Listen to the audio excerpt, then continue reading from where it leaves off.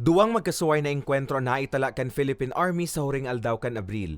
Enot na itala sa Barangay Salvacion, Garchitorena, Camarines Sur. Sigun sa Philippine Army, nagdurar nin 10 minutos ang ribayan nin putok na nangyari bandang alas 8 nin aga Domingo, Abril 30. Na-recover sa pinangyarihan ang mga armas sa sinbala, granada na-recover man ang nagkaperang personal na gamit kan mga rebelde. Alas 4 naman in hapon, parehong aldaw, naitalaan sa rupang engkwentro sa Uson Masbate, sigun sa Army resulta ng engkwentro kan combat operation kan 2nd Infantry Battalion. Nahuli naman sumbong kan nagkaperang residente sa presensya kan mga rebelde sa lugar.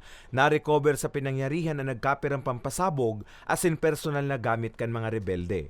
Sa ngayon, nandun pa sa kanya-kanya nilang mga unit, 83rd IB at 2nd Infantry Battalion naman sa Masbate. Pagkatapos itong i-process, examine, ay ito-turn over ito sa PNP para naman doon sa posibleng kaso na isampa doon sa mga miyembro ng CTG.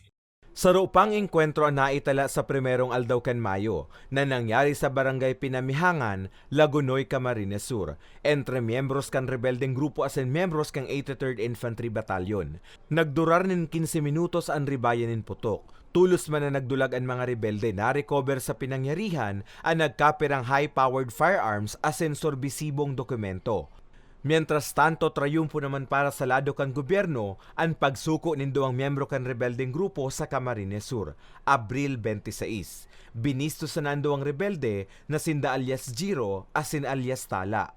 Patuloy po natin silang inaanyayahan or ini-invite na mag-surrender na lang.